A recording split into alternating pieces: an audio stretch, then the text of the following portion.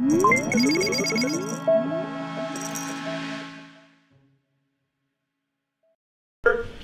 everybody could please rise for the Pledge of Allegiance.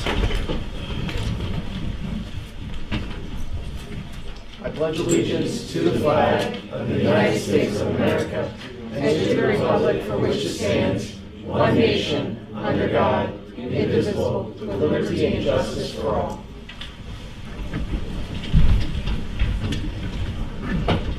I request everybody, if you have your cell phone, to please mute or turn it off, put it on vibrate. Is there anybody in the audience that is recording this that is not associated with the borough? All right, so that all being said, Ms. Stamis, if you could do roll call, please. Yes. The mayor? Here. Ms. Purcival? Here. Mr. Costigan? Here. Mr. Sidlow? Here. Mr. Solicitor? Here. Mr. Sweigart? Here. Mr. Engineer? Here. Mr. Bull? Here. Ms. Guy? Here. Mr. Powers? Here. And Ms. Minutes? Here. Thank you. I'm sorry, and Nick? I'm here. All right. I'll accept a motion to approve the minutes for February. So moved. Second. All those in favor of approving the minutes for February? Aye. All those opposed? So moved. I'll accept the motion to approve the minutes for the March meeting. So moved. Second. All those in favor of approving the minutes for the March meeting? Aye. All those opposed? So moved. Ms. Stamis, do we have any correspondence? No. All right. Then we'll move on. Mayor's report. Mayor Roman. Thank you, Mr. President. Okay, crimes reported in March. 2 thefts, receiving a property 1, calls for service 102, serious or suspicious person 7, medical emergency 7, assist with other agencies 15, domestic 5, accidents 1, traffic detail 30, motor vehicle stop 24, traffic citations 17, warnings 7. On March 18th, Officer McKeon was working a traffic detail. When he observed a stolen vehicle, he was able to stop the vehicle and take the driver into custody. The vehicle was ultimately returned to its owner in Maryland. The subject was taken to the county prison, awaiting authorities in Maryland to pick him up. All right. Thank you, Mayor Roman. At this time, I'd like to open up a call to citizens. This is for agenda-related items only. There is a slight change when we do our call to citizens. For the citizens, as you come up to the podium, you'll see a paper that is up on the podium. If you would please print your name and address. Even now? Yes, please. If you wanted to speak about something besides gender, how is that? There's another call to citizens at the end of the meeting that's open for any topic. Right now, it's just agenda-related items. Okay. Domenico. I see on the agenda that you're resigning as president. Yes. Is it something that the borough did, or is it just because of your personal reasons? I will cover that when I get to my resignation. Okay. Also, when you go to nominate, will you take into consideration what other council members have said in the past about our residents being racist? Because I sure hope so. Because that would make a big difference. That's all. All right, thank you.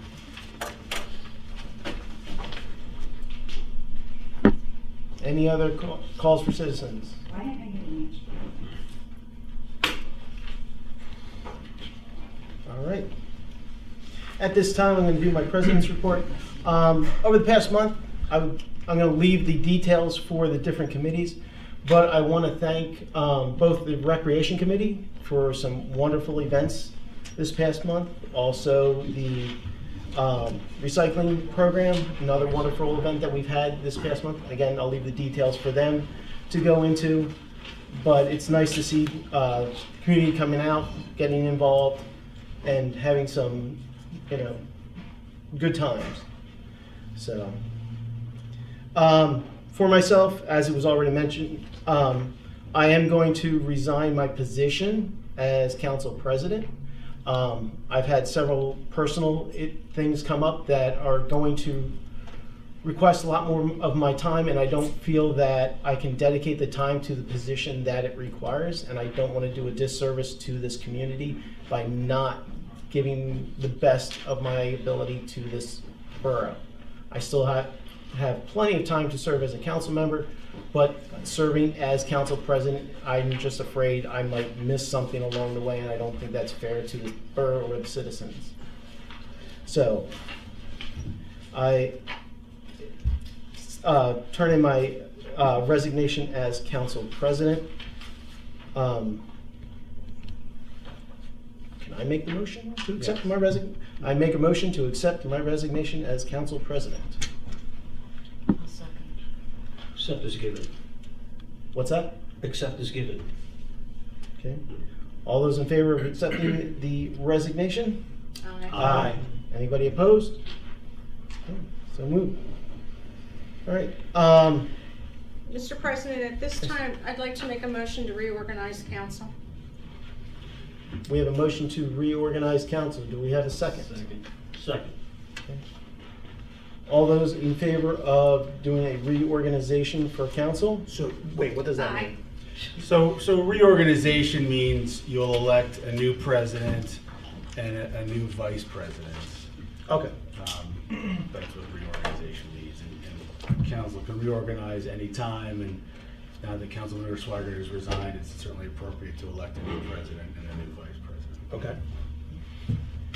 So all those in favor of the reorganization at this time? Aye. Anyone opposed? Okay. I nominate.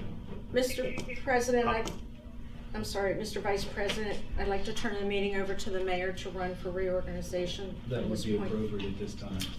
Mayor, Mayor, you have the Okay, floor. so we're gonna do a roll call. we're gonna do nominations. I'm sorry.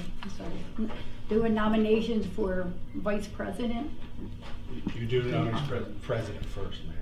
Okay. I'd like to nominate Rob Powers for president of council. I'd like to nominate Anna Guy for president of the council.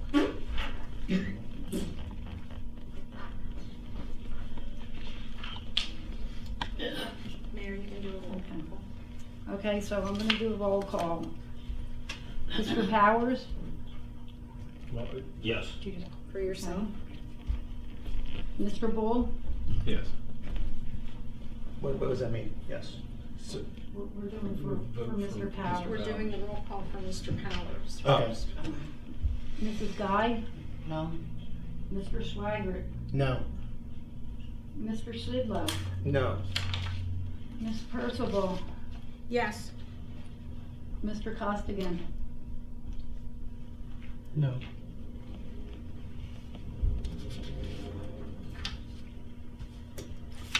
Okay, now I'll do it for Anna. Okay. I have a quick question. How was the order of the roll call? I just ended up hitting her first, that's all. The way it is, it's here. I just skipped over your name, I'm sorry. You want. Okay, Mr. Powers for Anna. This is for Anna. No. Mr. Bull, No. Ms. Guy, Yes. Mr. Sweigart, Yes. Mr. Sidlow, Yes. Mr. Costigan, Yes. Mrs. Purcival. No.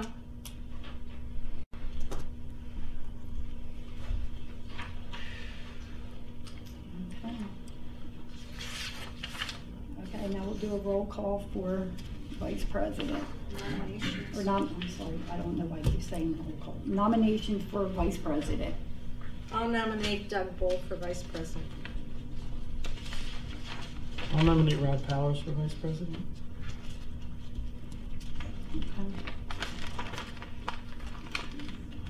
Okay, so we'll go with Doug first. Mr. Powers, No.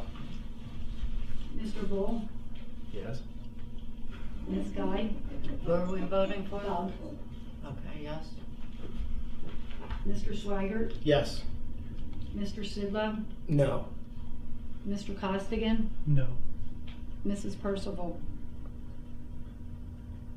Yes. Okay. So, I'll do it again. Do I do another? Okay. So for Rob, Mr. Powers? Hold on, I'm sorry, was that a successful vote for Mr. Bull? Well, yeah. So I don't know, there's need to vote Okay. for another one, be reorganized. So I would say the new president should take her seat, and obviously the vice president. And I will say who's vice president. Okay, so for president, it's Mrs. Guy, and for vice president, it's Mr. Bull.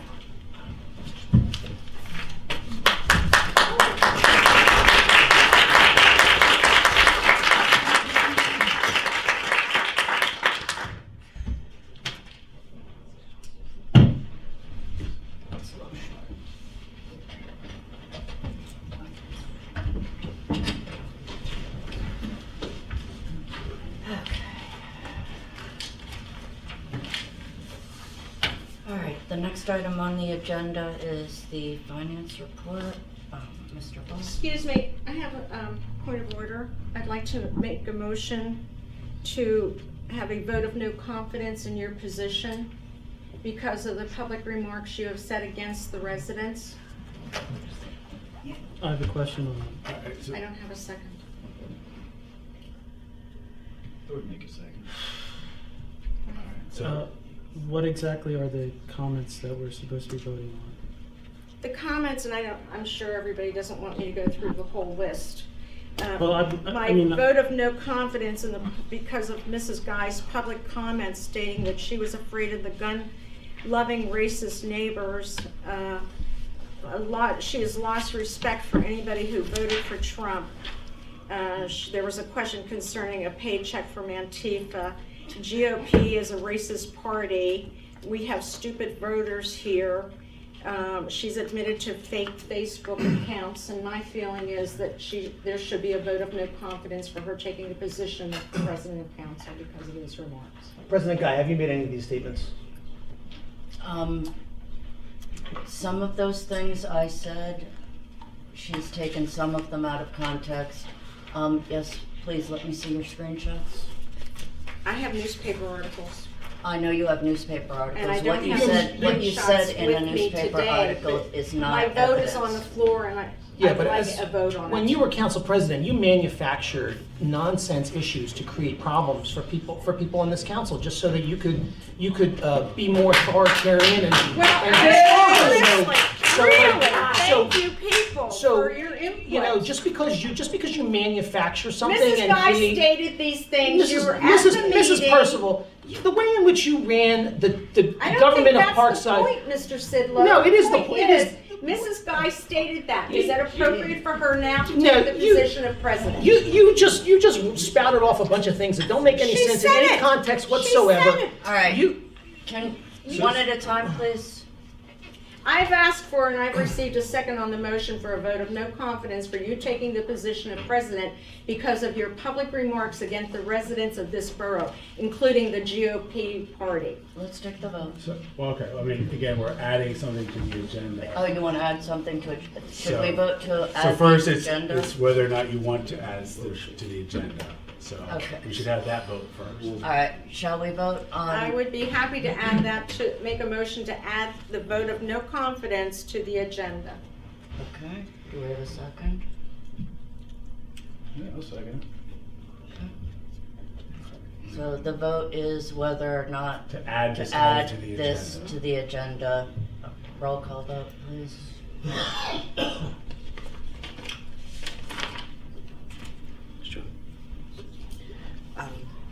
Ms. Guy? No. Mr. Sidlow? no. Mr. Costigan? No. Mr. Powers? Yes. Mr. Bull? it. Yes. Ms. Percival? Yes. No, Mr. Mr. Sweigart. Sweigart? Oh, I'm sorry, Mr. Sweigart. I apologize, Mr. Sweigart. No. So Party lines. it won't be added to the agenda. Okay. Okay, Mr. Bull? Would you like to give the finance report? Oh, that would be a wonderful. Madam President, motion to pay the bills. Second. Or, motion to pay the bills. All in favor? So I have a question on the bill. So it seems like the $34,000 payment for the air conditioner ductwork was made this month. Was the work just made this month? No, the work was finished a few months back. But we're paying the bill now? Well, it took them a few days to get the invoice out to us, and took at least a few weeks for that. And then once the invoice was here, there was a punch list of things for them to get taken care of, and then the invoice was finalized. I was under the impression that came out of $2020, not $2021. That was, $2021, not 2022. Excuse me, I have the wrong years. well, it had to be paid for. The money was allocated in 2021 and never spent, and it was spent in 2022. But it's coming out of the 2022 budget now. No. No?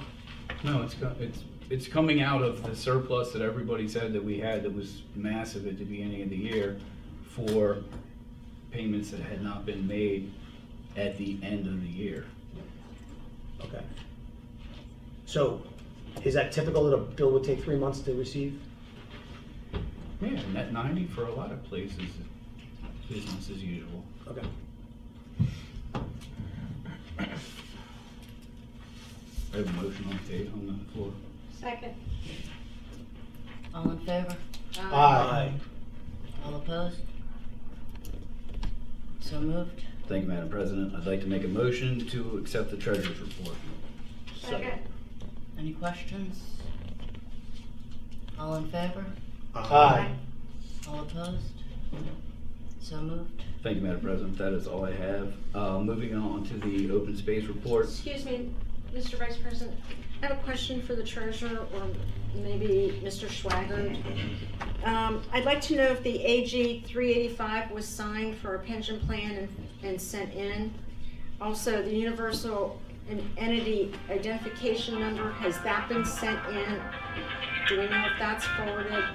And I also received an email from the treasurer today stating that the coronavirus expense report has not been submitted, and that's due April 30th. Could anybody tell me if any of these reports have been completed? The AG 385 has been completed and submitted. And what was the second? The universal entity identification number that we would need for grants. I believe that was is assigned through SAMS.gov account. So actually, the former treasurer had the login ID for that, and we have contacted both him and SAMS, and what we're doing now is submitting a notarized letter so that we can have the login information changed over to us. And as I said, I noted in the email from the treasurer that the our report is not done yet. Correct, and that needs to be done by the 30th of April. I believe the borough has the login information for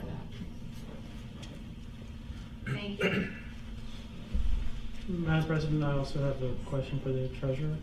I noticed in the treasurer's reports for several months, the firm has been asking for online login information. Just curious what the reason for that is. Well, because we like to reconcile all the bank accounts before we give our reports so that we can confirm the cash balances. And if we wait for the statements in the mail, then we're going to be a couple weeks behind. So it's a lot easier if we have online access, because we can log in, download the statements, and we like to have everything reconciled before we issue reports, because we'd like for them to be accurate. And who has that login information? We don't have it currently. So actually, who submitted for that? They're trying to get Timika to sign to it, and then we will be granted access after that. The pause or the rub is they want sign-in access under someone else's identity, and I think that's bad business. If they had signing privileges like our past treasurer, and they signed into the account, I think that would be perfectly ethical. What they want to do is sign in under either, well, I've never set one up, but in online banking, they want to sign in on someone else's login because they don't want to be responsible. We would be happy to sign in. We're not signers on the account, and we don't want to, we certainly don't want that. All we want to do is be given administrative rights to view the statements and to download the statements. Because quite honestly, ever since COVID, the mail has been terrible. And statements are not received on a timely basis, so then when we do our reports, I mean, if we can't reconcile all the accounts, there's a chance, any of the ACH payments that are made, maybe some direct deposits, that gets missed. So now your revenues are off and your expenses are off. So if we have online access, and we really just need to be able to view the statements in a more timely manner. We have no signing authority, and we do not want signing authority. I don't know exactly what the holdup is with the bank, as far as, I don't know why we could be assigned our own ID. I don't know why they can't just assign one as administrative only. I mean, really, it's just a viewing, to be able to view the statements. I'll follow up on that. Moving along to the open space report, just want to thank the Recreation Committee for throwing a really nice Easter egg hunt and getting that taken care of. The Easter egg hunting was wonderful. Said they called into work on Saturday, so I couldn't be a part of the e-waste recycling and the Easter egg hunt, but it sounds like it was well attended and a good time, so hearty thank you for that. And that, Madam President, that's all I have for general progress. Thank you very much. Mr. Costigan, the police public safety report. Sure, thank you, Madam President. So the police committee did have a meeting with the chief of police to discuss what was brought up last month about potentially hiring another full-time police officer. It was a very productive meeting. We also got information from the treasurer with some figures actually of what that would cost. The chief also gave us some information about former officers coming off of the health insurance, and so the committee would like to bring forward that the idea of hiring another full-time officer to the council for discussion and possibly voting to authorize the chief to go ahead and start the hiring process for another full-time officer.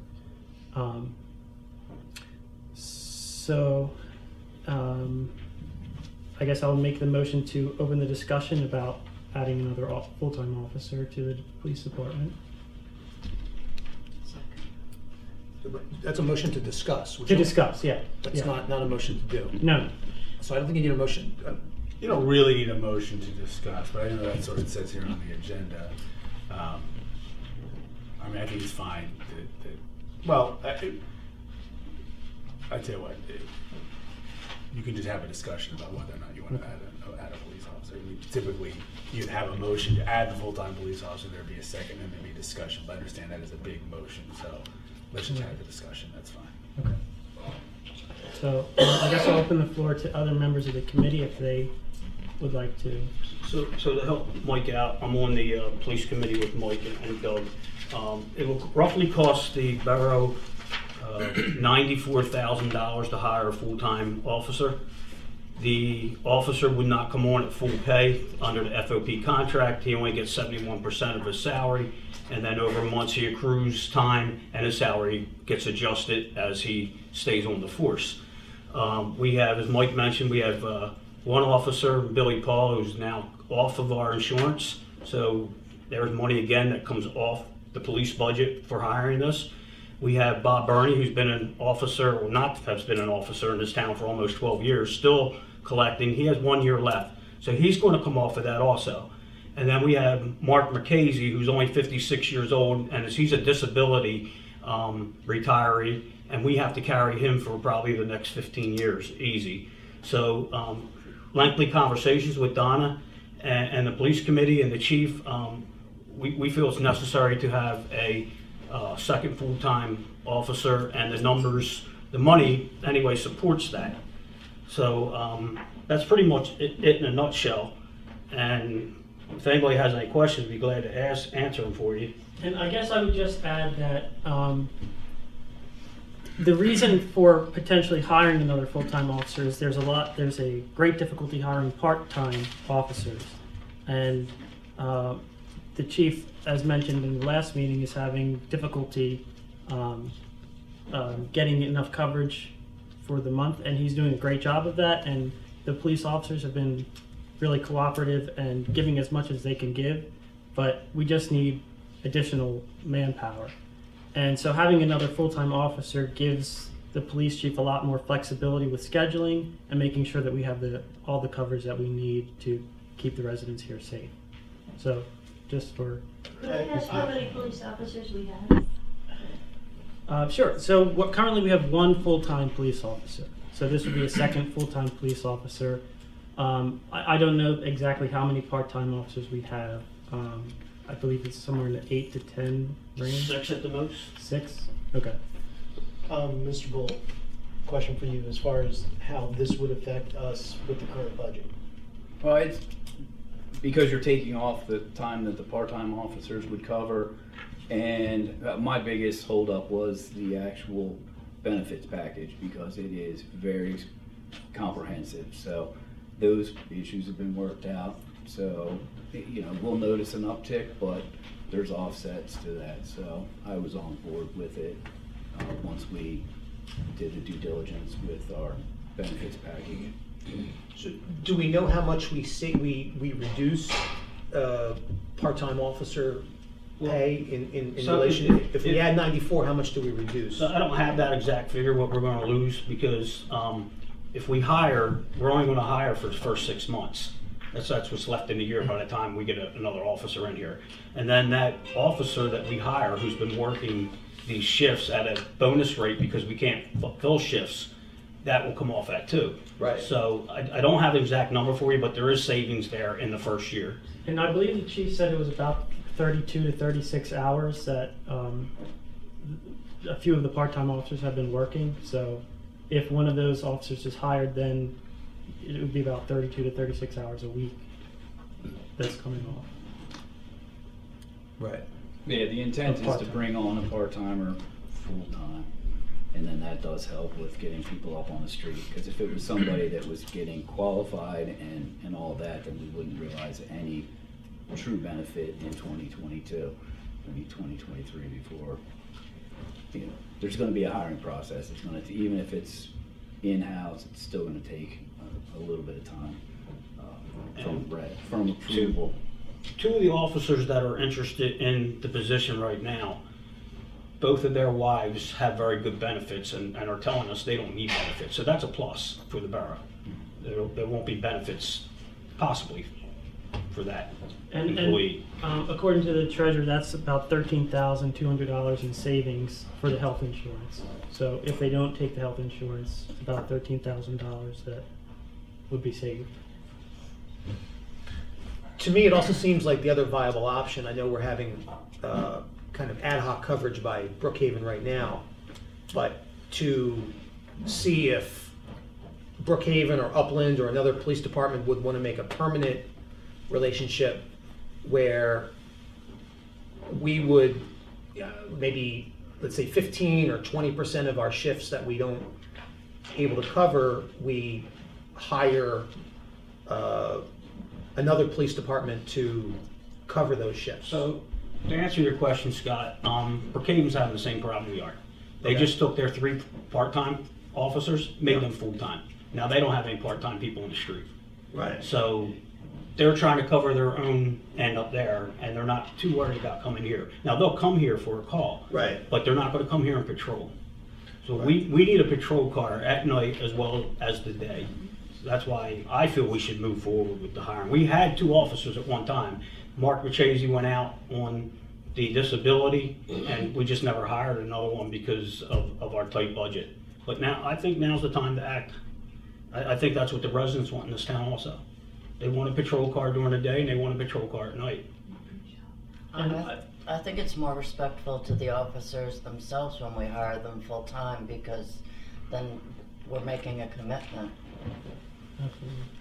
And just, I think, to go off of what Mr. Sidlow was saying, I think we can do both. I think we can potentially hire a full-time officer and discuss with Brookhaven or Upland or another municipality potential options to address this. I think it's not just one or the other. I think both would certainly help. So I think it would be worthwhile to certainly discuss with another municipality what we could potentially do. Well, the committee seems to be unanimous about it. So I'll make the motion to add a full-time police officer. I'll second that. All right, all those in favor? Aye. Aye. All those opposed? Let the record show it's unanimous. We're hiring a full-time officer.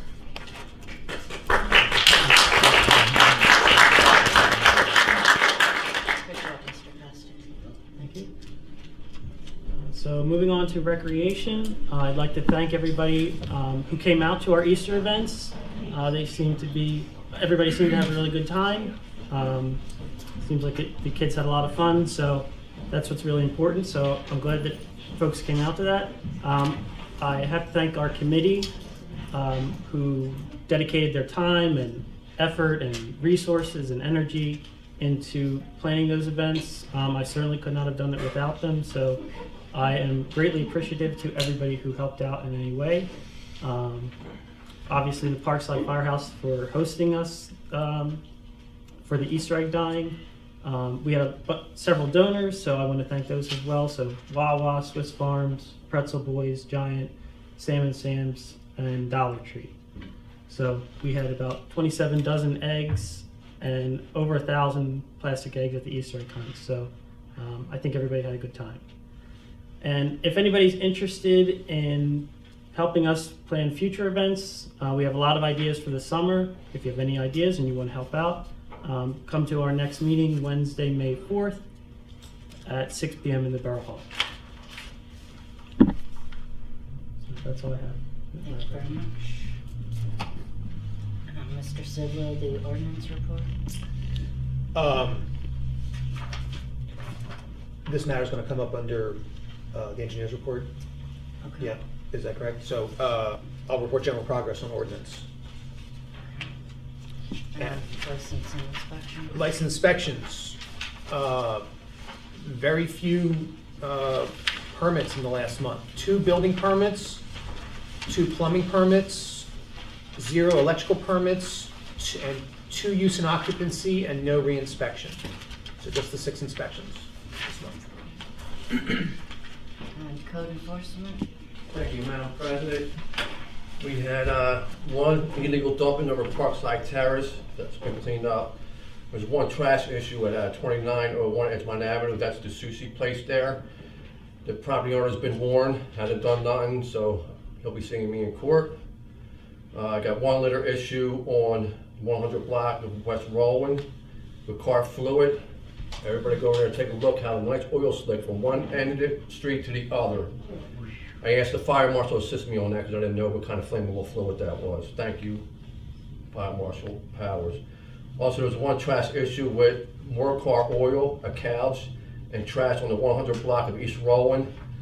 That property owner didn't heed my warning. She will also see me in court. And that's all I have. That's all I have. Thank you. Mr. Powers, Public Works. Thank you, Madam President. Public Works, the building has been sprayed for ants. The building was properly cleaned and sanitized the first Sunday of the month. All properties have been maintained for the month. We are working on removing a steel pole at the wood lot. It's one of the benches that is around the tree that needs to be cut down and removed, so we're in the process of getting the proper tools to take care of that. If I may, can I go right into the other reports? Quick question, has the sign been Health fixed? inspectors, general progress. Quick question, has the sign been fixed at the fitness trail? It said Ford Fitnesses. That's Mr. Bull, Vice President Bull's Okay. area. Does it still say Fitnesses? I thought it was getting replaced the next week, so I will actually go down there and take a look at it. All right, thanks. All right, I'm Okay. sorry, you were saying?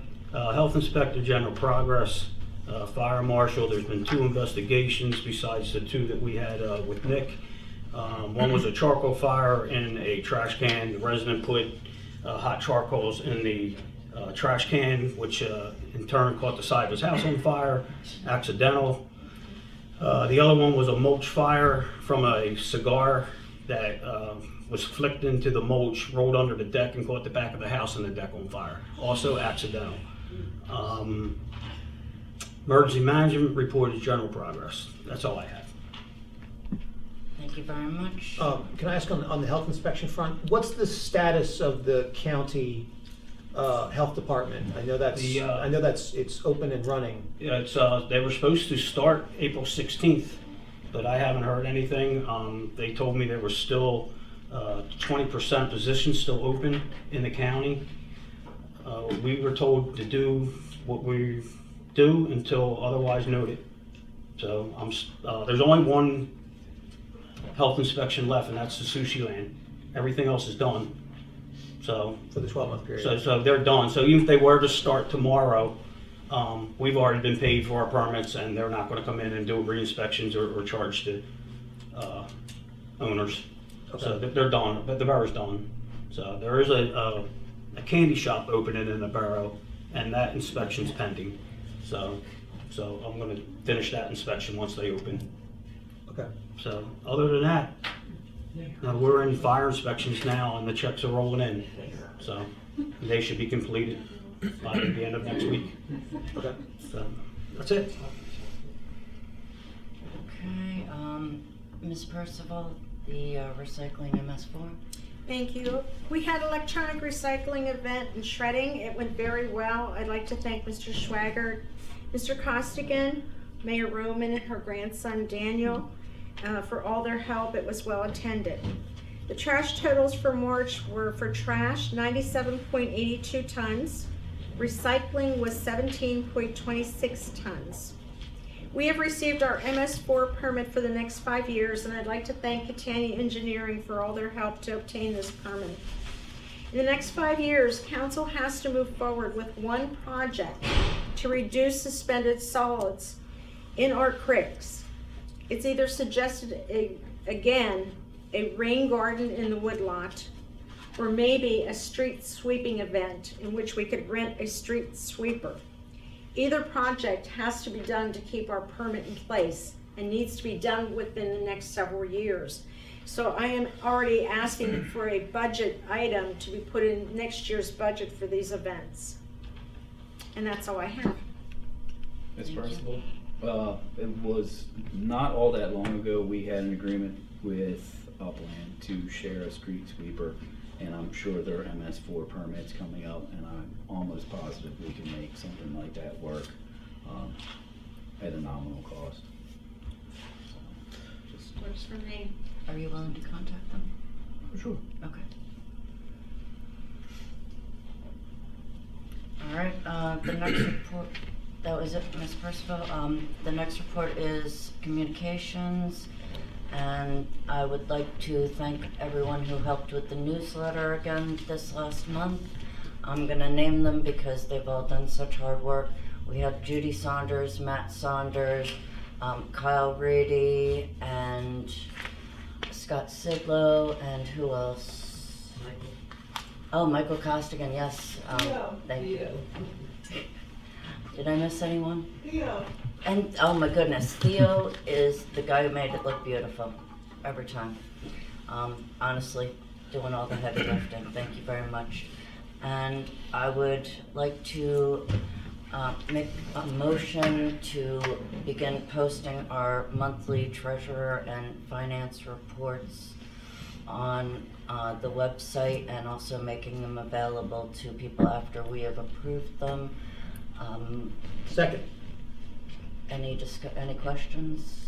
Yes, I'd like to know if the Finance Committee had an input on that decision. I hadn't brought it up with him.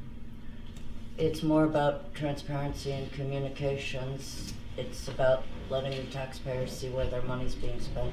I understand that, and transparency is a wonderful thing, but again, did Vice President Bull have any idea you were going to present this to me? What's his feeling on that? I mean, if I may, I think it crosses a little bit of a scary line because there are, yes, it's taxpayer money, but it's the same thing if you start yelling at a police officer that you pay their salary, it's not going to bode well for you. And I think the ones that may be the most interested in some of the line items on that document may be interested for a nefarious reason. So there are many people out there through phishing and scamming and things like that to say, here's where our accounts are, here's what our bank, you know, if you go to access your bank account and you say, that they will ask you like, hey, what was your last balance? What was your this? They will ask you certain questions, and those answers are absolutely in the treasurer's report. So that you know, it's always going to be the will of council, but you know, we could give an amended report that has certain things, but I don't know if it's for the best of the will of the people. Well, we would certainly not include bank account information like the account numbers.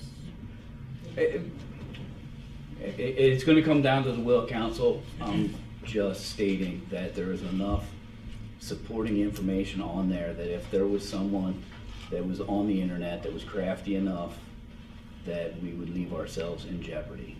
And it would be like posting any one of our personal information, and it came up last time when we were talking about police coverage. It's like, all right, let everybody know online that we're going on vacation and this is where the keys are and all that. So it's not privacy or a lack of transparency, it's almost etiquette. There are people's, how much they make, their salaries, you know, how much things like that go. But so the taxpayers should know that, don't you think? I think they should have an idea, and I think, well, here's my only discussion to this. When they made CEO pay public, it exploded. And there's been plenty of economic theory that says that's not the best way to go. But it will be the will of council, and I am only one vote out of it, but I was asked my opinion, and I think it's perhaps it's not the best decision. Madam President, if I may, I don't think we should rush this. It's a decision that, like Mr. Bull saying, could have some important ramifications. So I think we should consult with the Finance Committee and the Treasurer to see what should be posted or should not be posted. And then also maybe look at other municipalities and see what they do. Yes. And, you know, go from there. But I think it's a great idea to give the residents transparency and knowing, you know, where the money is going and things like that, because it is taxpayer money. But I think we have to be careful, like Mr. Bull said. I'm willing to postpone this until next month, once we've done some more research. All right, so is that a motion to table or? Motion to postpone until next month. Right, to Yeah. table the motion till Sorry. next month. Yep. So, I guess then we'll have a vote on the motion to table. So I'll second. All in favor? Aye. All opposed? So moved.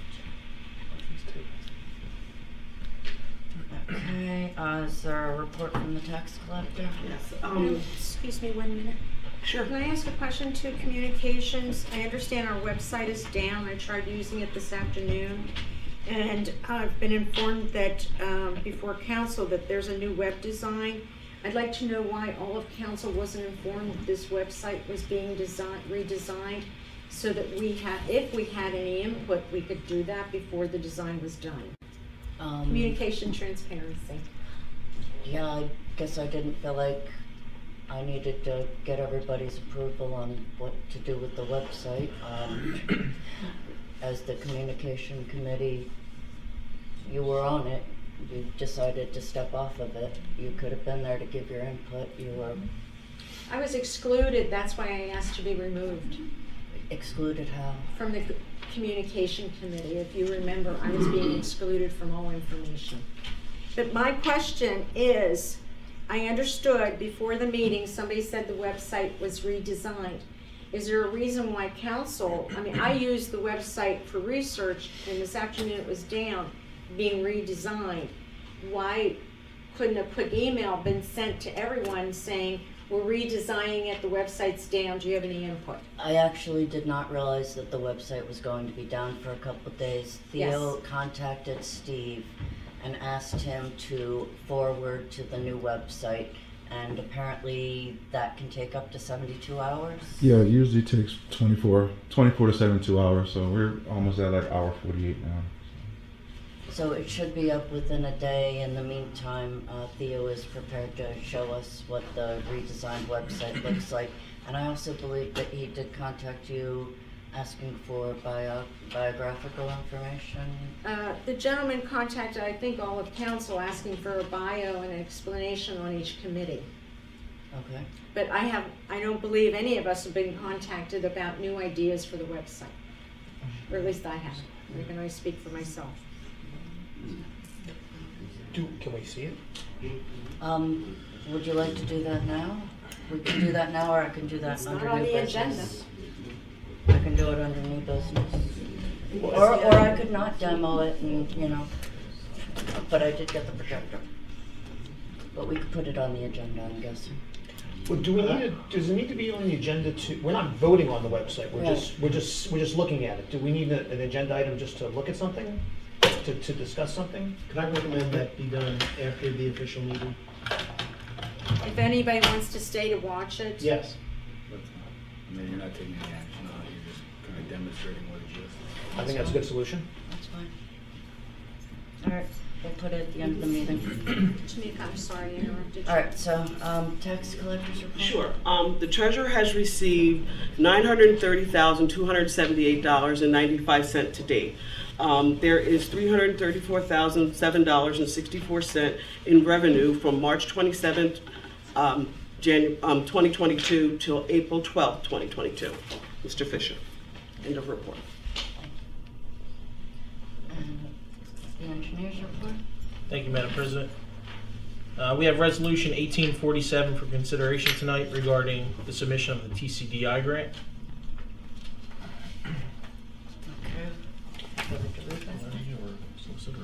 Excuse me, Madam President, I need to be excused.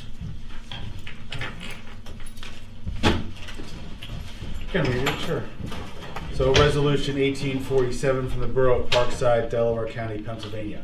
Whereas the Borough of Parkside supports the request for planning grant dollars from the Delaware Valley Regional Planning Commission.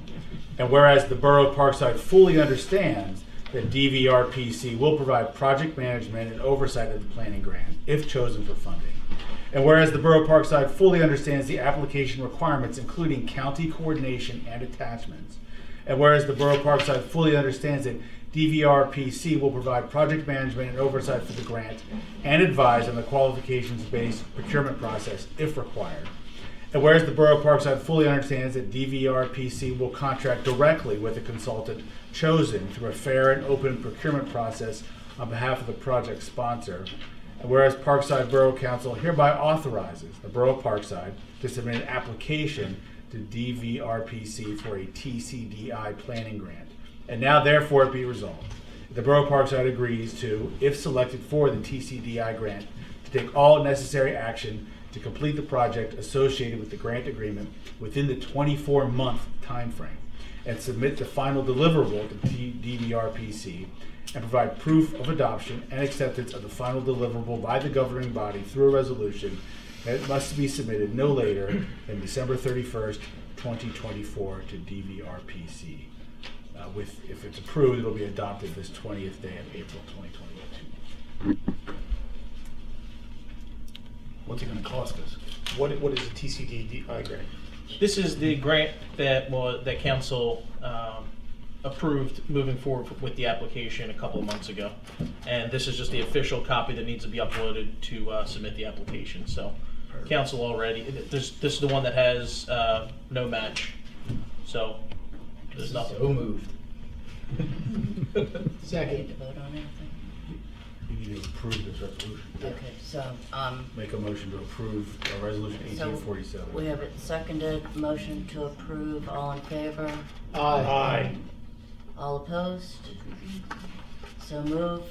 We've approved resolution 1847. Thank you. 2020 CDBG Edgemont Avenue Phase 3 closeout survey. Our office will fill out that survey so the project can officially be closed out. Council should consider the 2022 road program. If council is not planning on doing a road program this year, the funds can be moved to next year for a one-time carryover of the funds. This is for liquid fuels, and again, that amount was $1,944. What are, like, crossing lights, would they be covered under liquid fuels, like a crosswalk light? I do not believe so. I could check on that. Traffic lights, I thought, right? You did that before? We did that, but it was out of general funds. We were compelled by, who compelled us to do that? PennDOT. PennDOT, about a dozen years ago, and that had to come out of general funds. Where? Because there had to be a survey for how many feet, there was a lot that went into it. But we were definitely on the hook for the lights, the street painting, and I believe there was a fee for the actual survey that went into PennDOT. All right, so that's not covered under that. All right. Still worth looking because these rules change by the minute, but as of a decade ago. In the past, the engineer would give us an evaluation of the roads. I know that Tom Sweeney between Garrison, West Garrison, and Upland is rough. But will you guys be able to give us Yes, an we can do that. evaluation? Yeah. Thank you. Mr. Roto, Ms. Catania has a list of the roads we've done in the last 5 years and what's left to be done. Yeah. What is the average lifespan of a paved road before it needs to be paved again? Somewhere in the range of 10 years. 10 years, that's all a road lasts. Yeah. I mean, certainly some go longer depending on traffic patterns and volume, but it's a good starting point, a good estimation, 10 years. I mean, certainly it will last longer before it becomes in full disrepair, maybe 15, so. Well, I firmly believe that the infrastructure issue we need more than roads is streetlights. So we've exhausted streetlights. We're not going to discuss it anymore. But I will be voting no on all road program dollars because we're not investing in the right infrastructure improvement.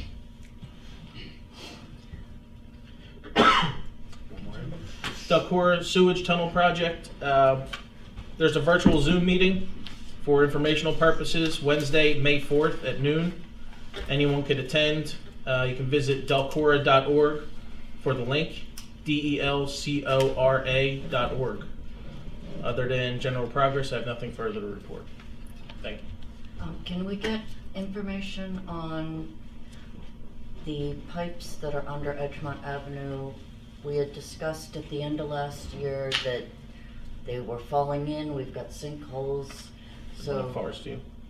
No, there's a couple of them. Yeah, actually, yeah, Edgemont Avenue, the intersection, Ms. Purcival, I know you're in that area, but it's, I believe it's Forest View and Edgemont Forest View, and Edgemont and East Elbon and Edgemont Edgemont Avenue. Avenue. Yeah. Forest View, East Elbon, and which? And It's East Garrison. Elbon in the Avenue and Forest View in the Avenue. Okay. As you leave, you'll see the patches that are there. Is it Luckily, wastewater? Yeah. And the whole bottom of it's rusted out, so. It's penned out. Is it wastewater or stormwater? Stormwater. Stormwater. Stormwater. I was like, Big difference, yeah, big difference. No, this wouldn't be that court, we wouldn't be on the hook.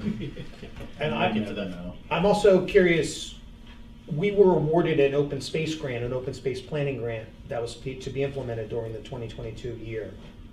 So I'm wondering the status of that implementation of that grant, if a vendor has been approached, or multiple vendors have been approached to do the planning, to do that, to implement that grant, and then I'd like to see that getting started. I will look into that tomorrow and I'll get an answer for you. Thank you. Sure. Thank you, and Mr. Amuso. Specific to report, I mean, we continue to work with Timika on dealing with any lien issues that come up, and people are paying off the liens in response to the notices we sent. We did have a Office of Open Records appeal. Again, I think some kind of miscommunication between our office and the borough. We didn't realize there was a second request for this. Had to do with bidding for, I believe, refuse contracts, and we've now produced all those documents to the requester, and hopefully she'll withdraw her appeal. But if not, we'll simply alert to the OR that we've produced all the documents. There's no penalty or anything for the borough for that. Okay, thank you. You're welcome. And that's it, all right. Okay, now it's time for our call to citizens. If you could step up to the podium, and there's a piece of paper there, if you could write your name and address for our secretary for convenience.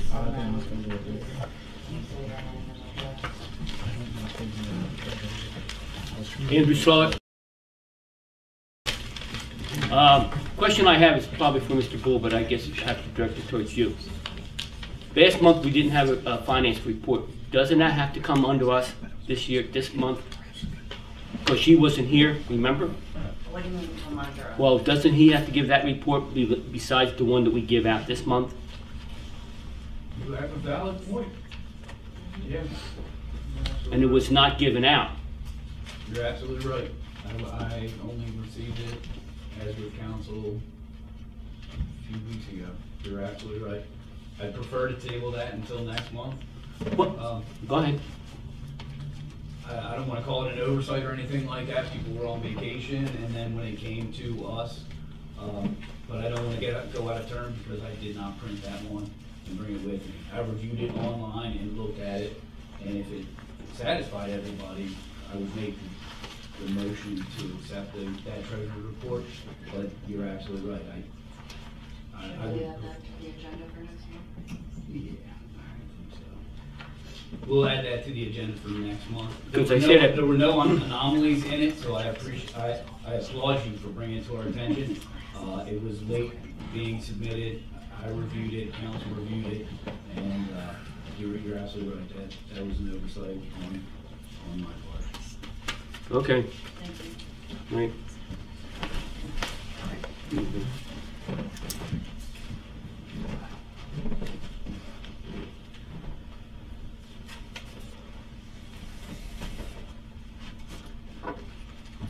All right, Sarah Haynes. I'm disappointed to see Perry Sweigart resign from council. I respect that the Democrats are the majority and want to keep a Democrat in the role as president. I just feel Michael Costigan would have been a better fit because he brings the least amount of drama, aside from Perry, to the borough.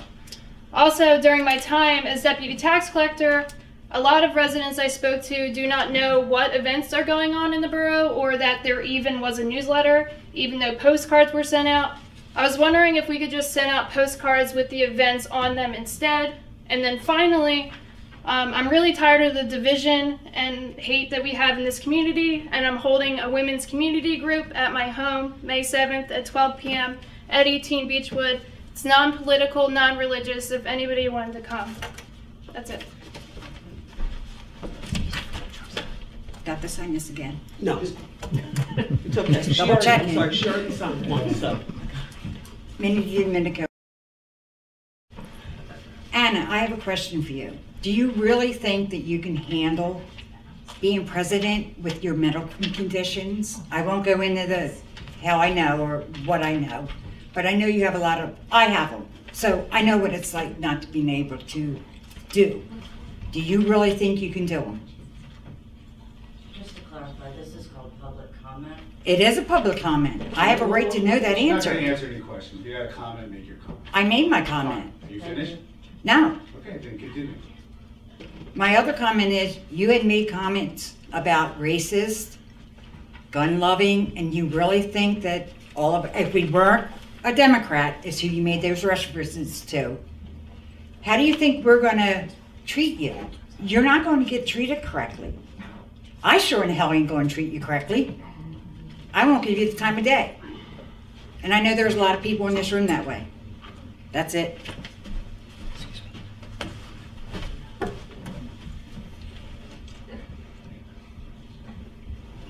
And he's been stop whispering because it does interfere with us here. You laughed at me, John. You made me harass me when I laughed one time. Hello, Robert Germanovich.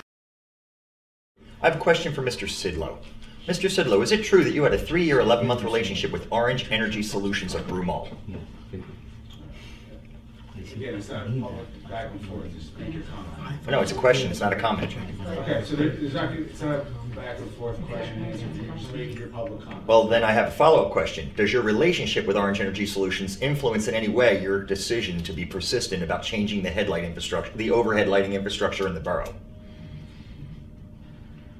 And the fact that nobody's answering the questions during the calls to citizens certainly speaks to the transparency that you promised and didn't deliver. Robert, I would invite you to come outside my house at night and see how the lighting is outside my house. That's why he's concerned about it. Mr. Solicitor, doesn't the public have a right to know? We are going to pay for it. What if a council elected official has A business relationship with a firm that benefits from our decision to upgrade the lighting. Question, if a council member, Because I'm going to be writing about it. official is part of this, has an entity. I'm happy to answer this question.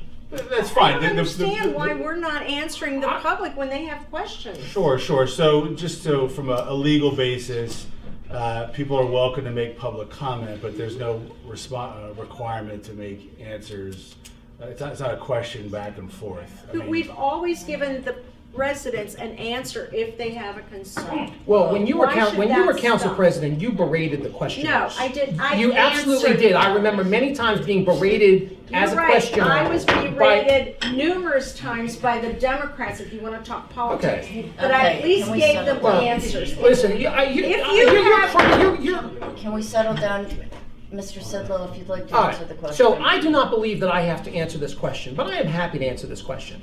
So I am a professional in building performance, okay? I have worked for the last 15 years, including at Orange Energy Solutions, in working to make homes, businesses, and any kind of building as energy efficient as practical as possible. That is 100% my profession. It is also my passion in life. Okay, so any organization, any institution that I'm involved in, I'm going to do whatever I can to make it as energy efficient and sustainable as possible and practical as can be afforded. Okay, Orange Energy Solutions,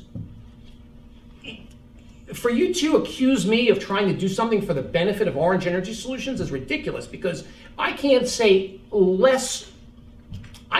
more negative things about Orange Energy Solutions than you can imagine, okay? So, and furthermore, the Orange Energy Solutions is in the business of making homes more energy efficient. It is not in the business of replacing streetlights. The Delaware Valley Regional Planning Commission, which is an organization designed to help the communities in 11 counties around in the Delaware Valley, is the organization that would take care of our streetlights. So there is no conflict of interest with my former employment at Orange Energy Solutions. And I will continue to advocate passionately in my profession, in my political leanings, and in my personal involvement with anybody that I know to encourage them to make their house, their building, their government, anything more energy efficient than it currently is. So if you want to speak negatively about my passion in this life, that is fine, okay? But I'm not doing anything that is unethical, wrong, or in any kind of way bad, okay? I am advocating what I am passionate about, okay? And I will be proud to do that for the rest of my life. Do you have any more questions on this subject?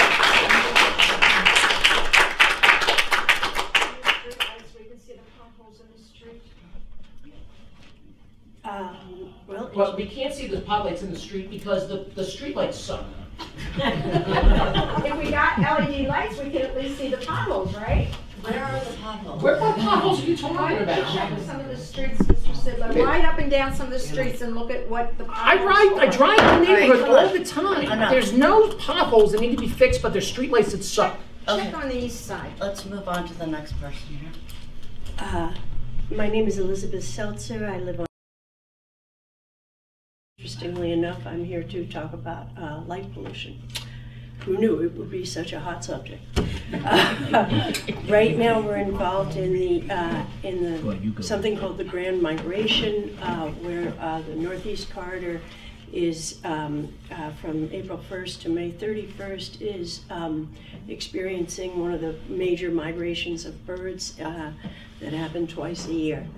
Light pollution, Philadelphia has, and many other suburban communities have offered to dim their lights for this because, and I'm going to read a couple things. This one is from the National Geographic, and I sent Timika a couple of articles. I don't have a printer, but so the borough has had these, and I'm happy to send more information about this. Light pollution or artificial light and at night is excessive or poor use of artificial light at night. It disrupts the natural patterns of wildlife, contributes to the increase of CO2, carbon dioxide, in the atmosphere, disrupts human sleep, and obscures the night sky. It also is the biggest cause of decline in insect and pollinator populations.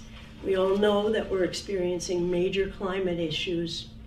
My house backs up to the woodlot, and I can't even use my backyard at night. I feel like I'm on I-95 in a construction site.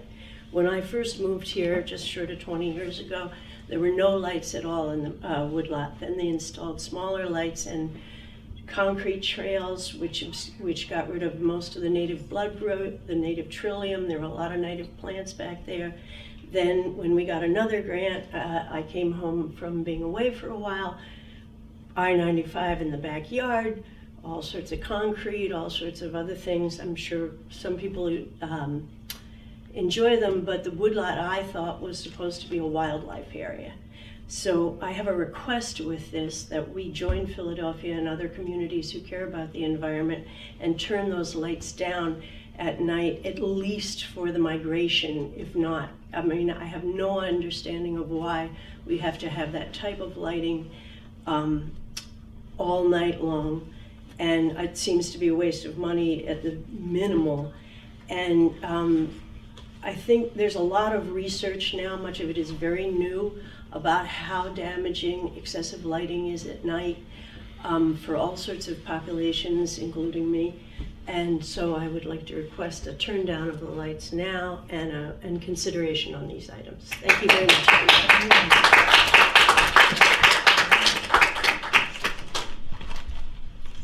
Well, I'll comment on that. I agree 100%. There's no reason for those woodlot lights to be on all night long. You know, they can be on till 11 o'clock, and then the likelihood of people using the woodlot. Says you're not allowed to go in there at night. Right, in the middle of the night hours, it seems ridiculous that we have those on. So I'd like to put that on the agenda for next month if we could. If we could just address the migration issue though next month, it's, you know, if we could just turn them down right now, it would be a great assistance to a planet that needs some assistance. When is the migration? It goes from April 1st to May 31st in the spring, and August 15th to November 15th in the fall. And there's huge issues now with birds being just deflected from their migration because of all the confusing lights, and their eyesight is better than ours. So, Does anybody know how we control those lights? Is there a on-off switch? Is there a timer? Is there a photo cell? Photoelectric, but there is some timers. Yeah, because we do have to change it. So there's timers, but I do know some on photoelectric. And who is the person in our borough responsible for operating those? Nobody. Nobody's responsible for that. It's going to an electrical contractor to have it. We get notified if they're off or out, and then we typically have our Lennon Electric come and take care of it, the same as our street lights. When I first encountered those lights, I made a lot of complaints about them, and I tried to find some redress with it, and I was told that it went through an engineer and that it would cost anybody money to find out about it or something. Forgive me for saying this, but it seems to me sometimes we get these grants and we just use them up without actually thinking about the consequences of them, which, just because money is free doesn't mean it's going to do you any good.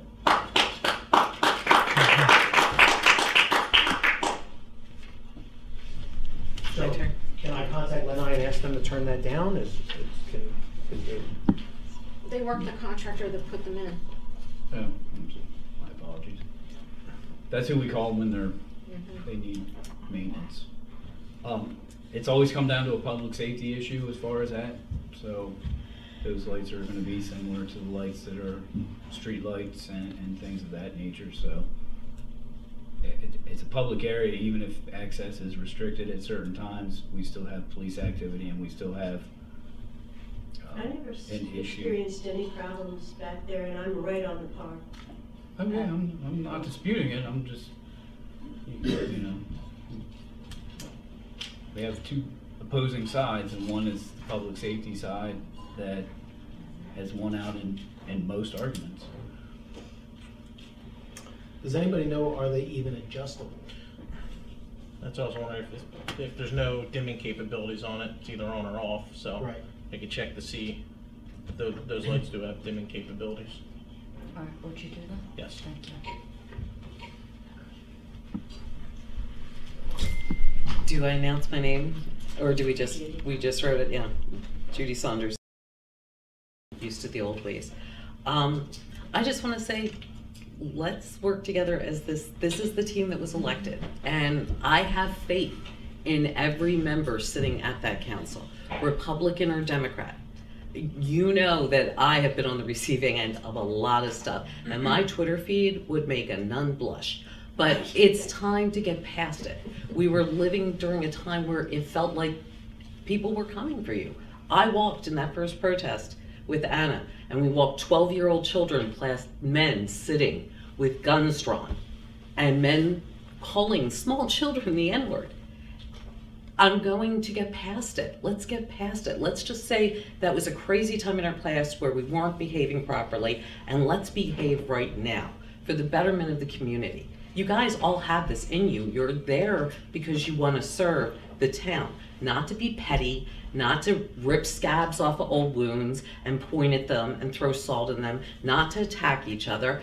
Let's just be recklessly gracious from this point on. Let's try it. Because the people, the borough, elected you. They had faith in the people that are up here. We have faith that you can behave. And unfortunately, the person who had to wag his finger and make me behave about it was little Mr. Michael Costigan, who is literally younger than my oldest child. So that was a hard and humble pill to swallow. But you're right, and they're right. We need to be better than this. We can't stand up here and go, well, if you're a Republican or a Democrat, I'm never going to talk to you again, and then stomp out of the building, which I have done. Mrs. Purcival will tell you, I have stormed out of this room more times than I should count. And Matt's been let out by the police. But we should be better than that now. So let's be better. Let's move forward and try to do the right stuff instead of this petty bickering and finding ways to irritate each other and not get stuff done as a way of proving a point. That's beneath you. Behave better.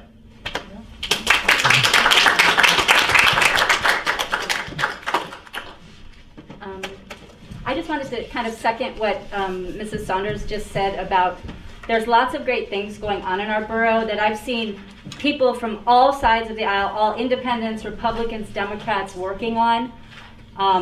Events in the woodlot. We've used that thing more than we ever have, and it's been great to see children and families come out.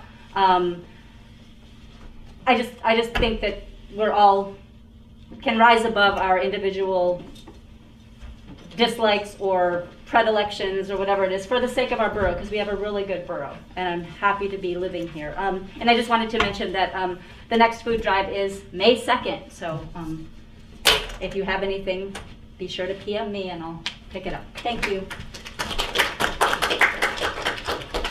Point of motion for Mr. Bull about our financial things. The numbers that the young lady was talking about, the codes and all, the getting into this account, it's already April. Why wasn't they all turned over in January to you or to her? If there was a transitional period.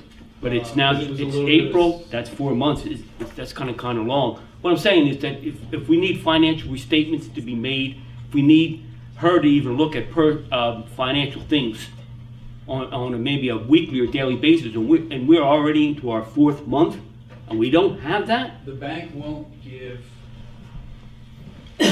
non-sign. You have to basically fess up. You have to say, yes, I want to take responsibility for this account before they will let someone be. You have to be a signer for access. I don't know if there's any voyeurism where they can let you have access. I don't remember what the term was, but in the past, our treasurer has been a signer on the account who had access to the account. I think it's poor ethics to offer up a personal login to a bank account that can have substantial sums of money to even a professional when they should be the ones that are signers and will log in. That would be like saying, hey, can I have your bank account information so I can just see where you're at with it? It's not ideal. Why wasn't this done, say, in January and not April? They don't want to be signers on the accounts. So something, then there should have been an alternative to that? That was the only reference that the banks would make were that they wanted the signers to have access. There's 2 signers on every check that verify that it's not, that it goes through the proper principles. You look at the invoice, there's no anomalies with the invoice. It was Mr. Sweigart that would sign the check, then I would review it, and I would sign the check. In the past, it was the treasurer and the secretary, and then the treasurer would do the online stuff. So our treasurers, they get all the information, but they don't want to be a signer, so they kind of want to access it under someone else's name. And I think that's bad. I think that's poor ethics.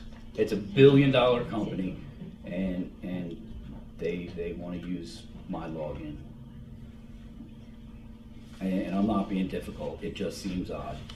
Because the question I have there, getting back to her point about having transparency with all our accounts, I wouldn't want to have all that done if we can't have the people who should have rights and access to that first, so that we have something there for us. Huh? They don't want to have it. Then why in the hell do we have them? Excuse my French, but I mean, we're here to to do this the proper way, and to wait into April already, to me doesn't make sense. There are some anomalies, but it is a $1 billion company. We've always dealt with things that were a little bit more local and things like that. So it's a large company. They have their processes in place to avoid fraud or whatever it is like that. But I don't think it puts the borough in a good light to say Mr. Sweigart share his login account.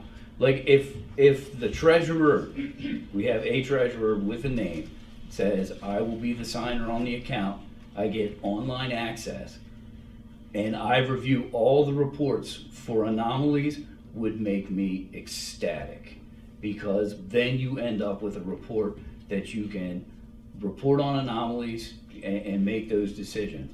But I thought it was in poor taste and bad ethics to just say, here's my sign-in, because you don't want signing rights. Okay, as we said before, we'll see if we can get some sort of an admin access so that you can reconcile the accounts. They only haven't been able to use the accounts electronically to reconcile all of the transactions.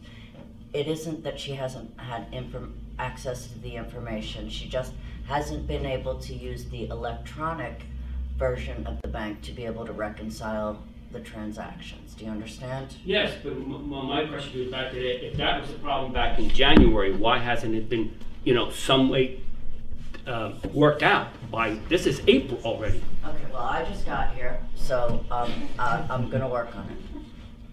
I'm sorry, Madam, may I be excused? I'd like to make a comment.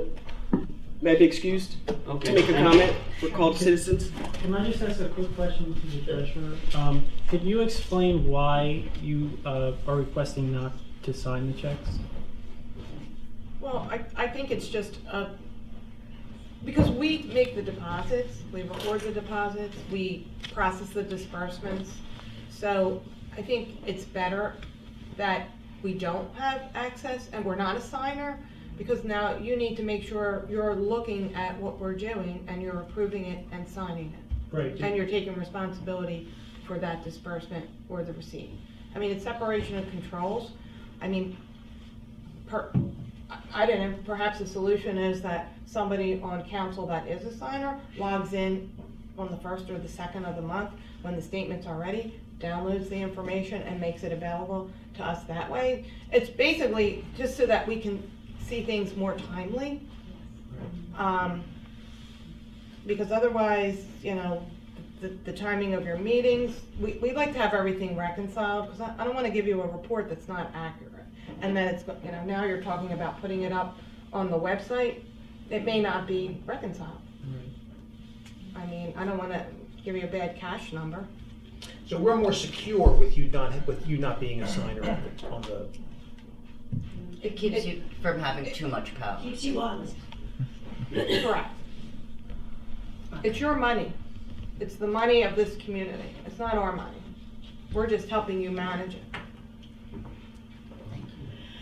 Timika? Okay. I have a question. The trash seems to come whenever. It's like 6 a.m., 4 p.m., 2 p.m., 8 a.m., 2 in the morning. You never know when they're gonna come. Even if you get your trash the night out, like last week for recycling, I put my trash out the night before because I was afraid at 7 a.m. they'd be there taking the trash. So I put my recycling out. They didn't come till 3:30. You're like, okay, 3:30, cool. Next time, I got time. Then it was, 6:59 in the morning. So I'm just saying that it's really frustrating to not know when they're gonna come. Even if you do get it out, they don't come till 3 in the afternoon. You get it out in the morning. So I'm just saying that I'm not sure why it's not consistent with the trash. It's just really frustrating to not know when, because you might miss it. Like, oh, I've missed it, now I gotta wait. Not that it's a big deal, but that just bothers me that it's just not consistent. Thank you.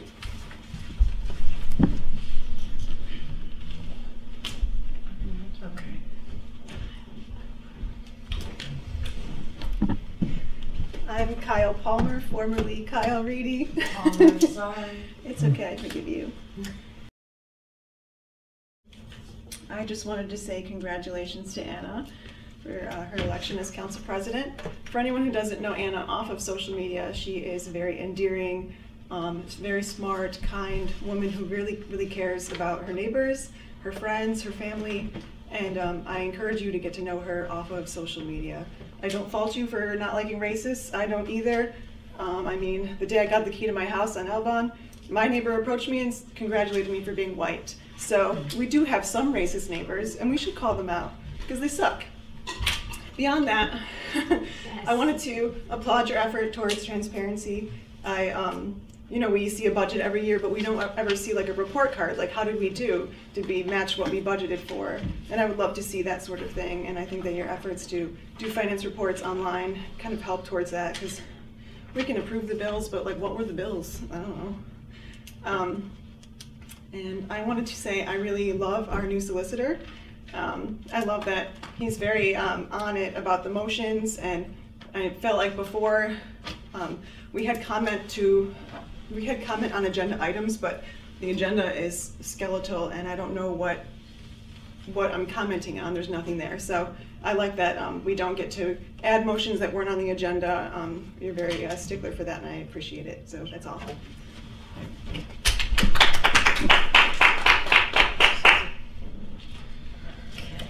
I think that's it. So we'll move on to unfinished business. I believe that's yours, Michael. Yeah, so really quickly, I just wanted to mention again about the junior council member position. I know we talked about that last month. There is an application on the website, when it gets up, I guess. Just a couple of questions for anybody who's interested. And again, that's for a high school student going into next year in the fall. So I would encourage anybody to apply for that. And I really hope to make it as meaningful of a position as possible. The application is open until the end of May. My grandson's gonna apply. Good. Would be good. He does so much. Okay, under new business, motion to discuss microphones. Who put that on? I did. I'm sorry it wasn't indicated. As council knows, or many of you may know, our last meeting was basically inaudible because there was a problem with the system or the microphones. And as Mr. Capobianco stated, somebody went through one of the closets and pulled out 2 microphones that were not working, put them on the tables, and intermixed the ill-repaired ones with the ones that were working. So I have gotten 2 quotes to hardwire our microphone system in, and that will eliminate anybody playing rotation with the microphones, with the ones that are bad and ones that are good. The first quote is from American Music Supply Company, and this does not include any labor for a price of $1,884.59.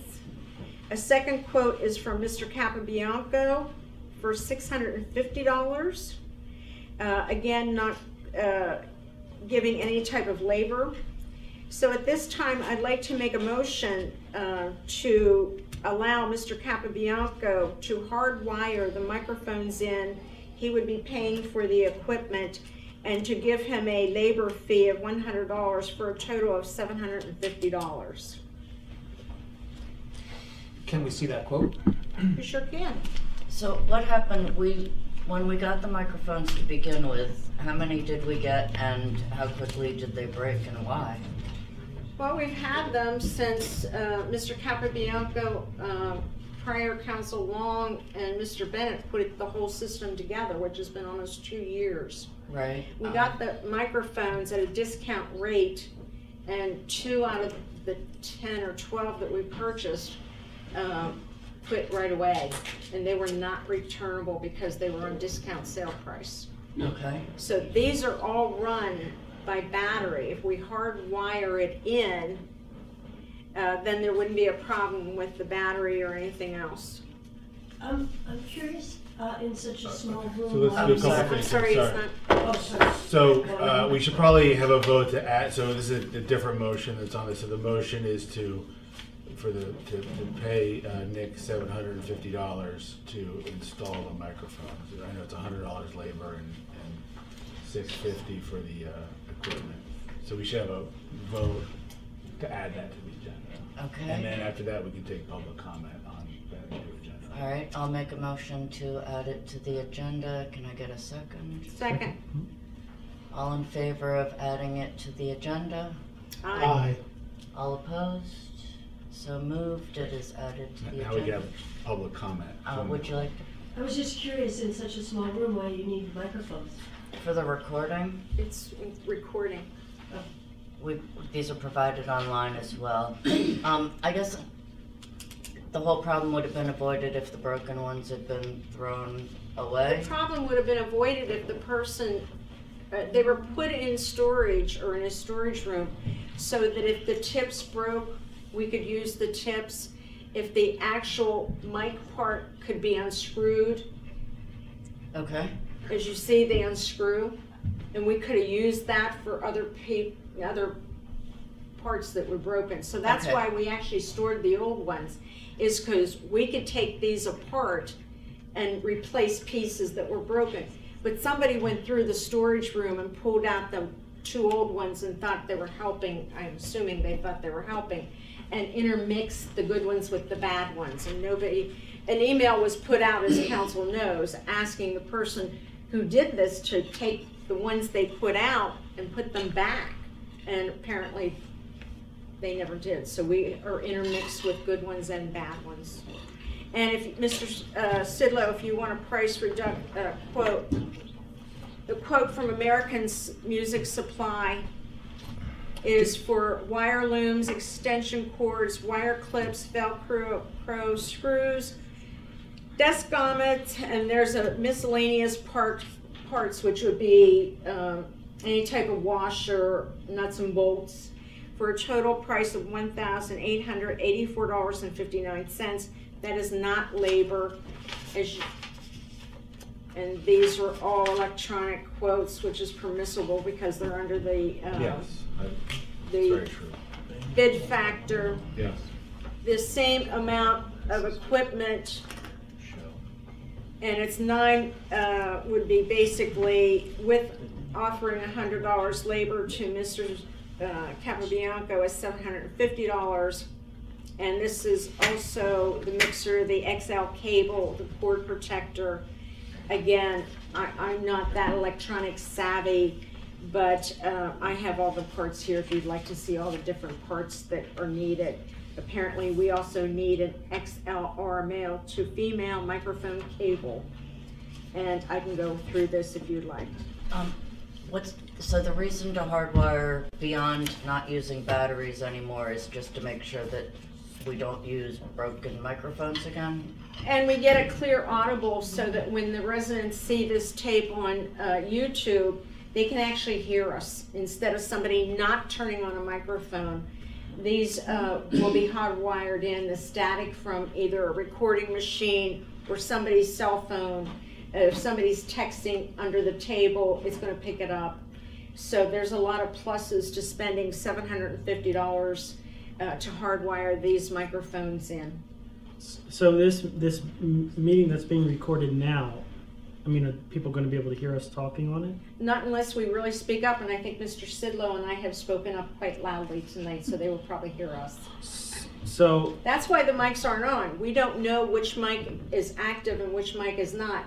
An inactive mic is going to pick up static, and that's what happened. If you watched the meeting last month, there was no audible. It was all static. I mean, once in a while you could hear a bleep of a word, but I suggested changing all the batteries, and then the next day somebody came in and intermixed the bad mics with the good mics. Can I make a comment? Go ahead, bro. When you were able to determine the bad ones when you first got them, when they went bad, can you not use that process to find the bad ones again? I don't know electronics. I don't either. Mr. Capobianco, Mr. Bennett, and former Councilman Long set up the system. And they hook into our video there, so I don't know if they knew right away. We kept them so that various parts can be unscrewed from these things and could be used to replace a part if it was needed. And that's why we kept them. But I don't know, Nick, is there any way to figure out which ones are broken and take them back off the table and then maybe put them in a label them? and label them and say, don't touch these? Yeah, what the problem was is when I started putting the batteries in, that's when I noticed there was 10 microphones out there. This is an 8-channel receiver. I put an email out to all council, whoever did this dirty deed, to go out there and remove it. But when I left the day, the 10 microphones were still out there, so I didn't have a chance today to even go through to see what it was. The second part of that is, once the battery starts getting low, it drops the signal, and that's when you're going to get that sound. So we would need to, if we want to keep the system that's less than 10 years old, that we spent $2,500 on, we would, 2 years old, we would need to see which ones are plugged into the 8 circuits, because there's 10 out there, and then check the batteries before each meeting. And by the time you spend money on batteries, these take, is it 2 or 3? 9 volt. 9 volts. One 9 volt. Okay, so you're gonna spend money on batteries every 3 or 4 months for. Well, we use them for what, like 2-3 hours a month? For one meeting a month? And how much did the whole system cost us to begin with? I believe it was $1,800. Yeah, so we're gonna spend another third. And that includes, again. the $1,800 not only includes the microphones, but the recording system, the tripod, everything that went with that was included. It was just not microphones. I understand, so we're gonna spend another $700 to get them hardwired when the whole system cost us $1,800 to begin with? But we got that $1,800 as a discount, if you remember, almost 2 years ago. It doesn't matter what. I think it doesn't matter what personally- price we paid then. I personally think that it's worth it. We hardwire it in and it's over and done with. Ms. Purcival, question about the bid. How many microphones is that bid looking to install? We have an 8-channel. Can I answer that? Yes, Make please. Everything? No problem. I just want to, the microphones we have now will be eliminated. Right. The ones that we're going to get is, they're called boundary microphones, which, in other words, conference microphones. It'll pick up 3 people, so I need 4 for everybody up there. Then I gotta run a 100-foot cable underneath the desk, all the way around here to up to here. The mixer needs to be a 4-channel mixer, because if there's 4 mics, you need a 4-channel mixer. I would install that underneath the desk there, all the way in the back where you can't hit it or anything like that. The only problem with that is, if you ever wanted to move these desks again, that the wires that I'm putting through the XLR cables, you would have to disconnect them in case you wanted to put the desk out like that again. Other than that, I mean, this is not installed. You just, people that's doing it for $1,800, they want another $900 just for you guys to install it. No, the reason why I'm asking about the number of microphones is I know it's been an issue before that when people come up for call to citizens, it's hard to hear them. If we could get a microphone installed over there. Also one over here for when the chief does do a report, besides just council itself. Well, you're talking about a six microphone, and that's going to cost the microphone itself are $100. Now you're going from 4 channel to 600, right. So that's another $400 on top of that mixer. I'm All just you saying, really need is them 4 out here. Believe me, all you need is them 4. I know it's been an issue before with people saying that they can't hear the citizens during call to citizens. That we tried to move the microphone that was over by the mayor to the podium. If it would be worth trying to explore what the cost would be to add more than, even if we went to 5 or if we went to 6. Well, Nick just said it would be $400 Yeah, for the more? mixer for 2 more channels. And then I got to get more cable, one from over there all the way over to the mixer, so there's another 50-foot there. Personally, I have a problem with spending all this money on microphones when we have 8 microphones that work and we have capability of recording meetings without these microphones, and it just doesn't seem like a valuable, prudent use of resources. The only way that the public is going to hear the audible, any of us speak, is going to be if we raise our voices. I don't think Mrs. Guy has a soft voice. That is not going to pick it up all the way over there. Well, but they. Can we? I mean, you and I. This? I'm sorry. I'd like to make a motion to table this so we can do a little more research. Can I make a comment, please? This is the first time we're talking. Can I make a comment? Yes, please. Theo McCleary. I do video shoots all the time, both on location and remotely. Your wireless, all you really need is a set of headphones to plug into that camera. For every shoot, I always do a sound check and check the mics before we're even shooting. The problem with the static that you're hearing is those batteries, because when I use lavalier mics, I use fresh batteries before every single shoot. So that would be my recommendation, just buy a couple cases of batteries, get some headphones to plug into that camera. Before every meeting, just do a mic check. And then, like you said, if you got 2 bad mics, all you gotta do is plug into that camera, turn the mics on one by one to see which one's causing the static, then remove it from the equation. So wireless mics is the better option to do.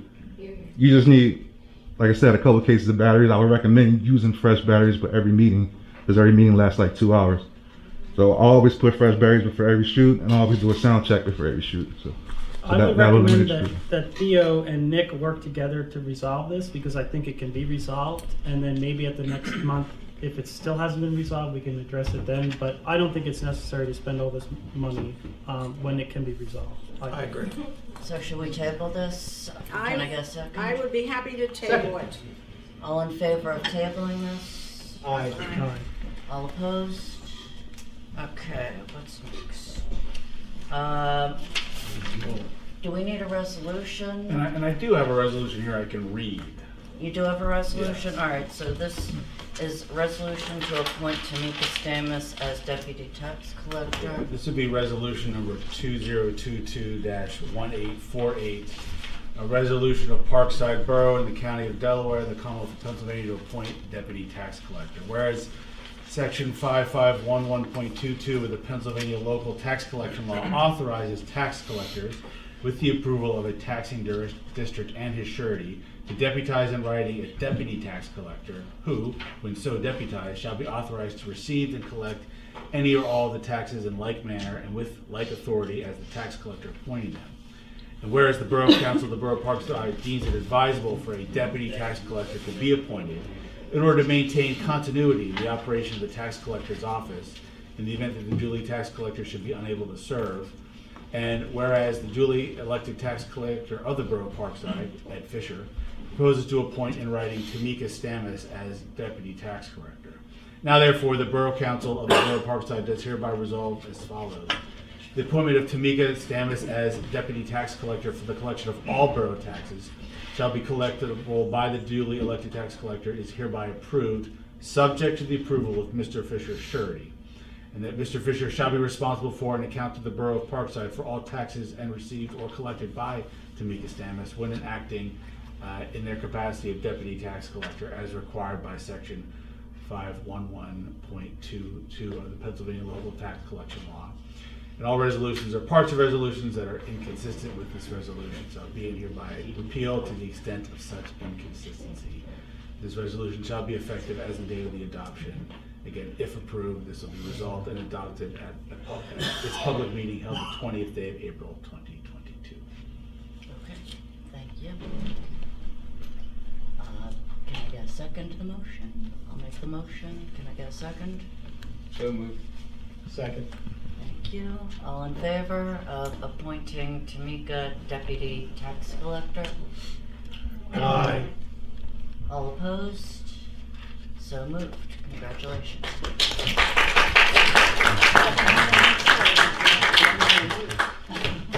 There's one thing left on the agenda. Make a motion, guys. Now, point of order. Ethics forms are due before May 1st. I got mine. I'll make a motion to adjourn. Second. All in favor? Aye. All opposed? So moved. Get out.